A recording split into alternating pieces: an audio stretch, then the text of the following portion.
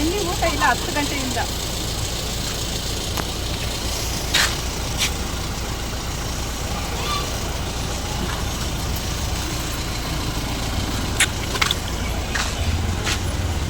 ಅವೆರಡು ಜಾಯಿಂಟ್ ಹಾಕಿ ಹಾಕ್ಬಿಡು. ಕೂಲರ್ ಮಾಡ್ಲಿಕ್ಕೆ కదా ದೊಡ್ಡದು ಕಾರಲ್ಲಿ ಒಬ್ಬರ ಮೇಲೆ ಹಾಕಿರೋದು ಇನ್ನೊಬ್ಬರ ಮೇಲೆ ಹಾಕ್ಬಿಡೋದು. ಆಗ್ಬಾರ್ದ?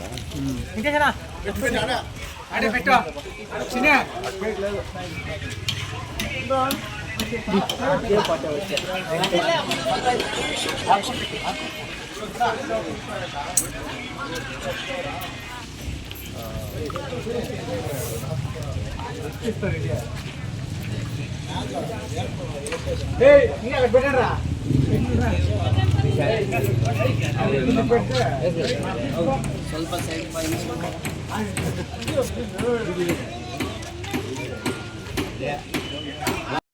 ಅಣ್ಣಗೆ ನಮ್ಮ ಶಾಲೆ ಕೂರ್ಸಿ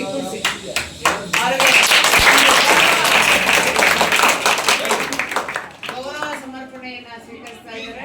ಅಣ್ಣ ಮತ್ತೊಮ್ಮೆ ನಮ್ಮ ಶಾಲೆನಲ್ಲಿ ಇದೇ ರೀತಿ ಗೌರವ ಸಮರ್ಪಣೆ ಆಗೋ ತರ ನಮ್ಮ ಕೆಲಸವನ್ನ ಮಾಡ್ಕೊಡ್ಲಿ ಅಂತ ಹೇಳ್ತಾ ನಮ್ಮಿಂದನೂ ಗೌರವವನ್ನ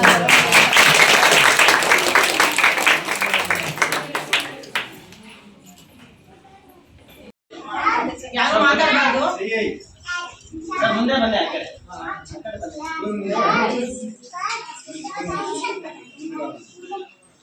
ವಂದನೆಗಳು. ಈ ದಿನ ನಮ್ಮ ಶಾಲೆಯಲ್ಲಿ ಅಂದರೆ ಫಿಲ್ಟರ್ನ ಕೊಡುಗೆಯಾಗಿ ನೀಡಿರುವಂತಹ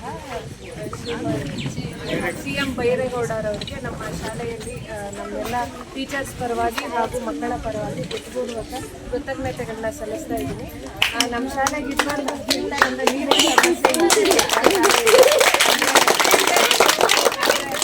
ಕೊಡುಗೆಯಾಗಿ ಕೊಟ್ಟಿದ್ರು. ಆದರೆ ಅದ್ರ ಜೊತೆಗೆ ಸ್ವಲ್ಪ ಫಿಲ್ಟರ್ ಪ್ರಾಬ್ಲಮ್ ಅಂದರೆ ನೀರಿಂದ ಯಾವಾಗಲೂ ಇರ್ತಾ ಇರಲಿಲ್ಲ. ಅದು ಕೆಡತಿದ್ದು ಪದೇ ಹೇಳಿ ಇದು ಮಾಡಬೇಕಾಗ್ತಾಯಿತ್ತು.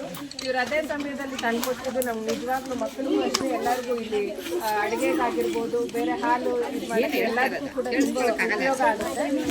ಇದು ನಾವು ಕೇಳ್ತಾನೆ ಅಂದರೆ ಎಲ್ಲರೂ ದಾನಿಗಳು ಸಾಮಾನ್ಯವಾಗಿ ಕೇಳ್ತೀವಿ, ನಾವೇನಾದ್ರು ಅವ್ರು ತಂದುಕೊಡ್ತಾರೆ. ಆ ಥರ ತುಂಬ ಜನ ನೋಡಿದ್ದೀವಿ. ಆದರೆ ನಾವು ಕೇಳ್ತಾನೆ ಇವಾಗ ನಮ್ಮ ಅವಶ್ಯಕತೆಯನ್ನು ತಿಳ್ಕೊಂಡು ನಮಗೆ ಶಾಲೆಗೆ ಕೊಡುಗೆಯಾಗಿ ಕೊಟ್ಟಿರೋದು ನಮ್ಗೆ ನಿಜವಾಗ್ಲೂ ತುಂಬ ಖುಷಿಯಾದಂಥ ವಿಚಾರ. ಹೀಗೆ ಅವರಿಂದ ಈ ಥರದ್ದು ಜನಸ್ನೇಹಿ ಅಂದರೆ ದಾಳಿ ಕಾರ್ಯಕ್ರಮಗಳು ಮುಂದುವರಿಯಲಿ ಅಂತ ಆಶಿಸ್ತೀನಿ. ತುಂಬ ಥ್ಯಾಂಕ್ಸ್ ನಮ್ಮ ಶಾಲೆ ಪರವಾಗಿ. ತುಂಬ ಥ್ಯಾಂಕ್ಸ್. ಈ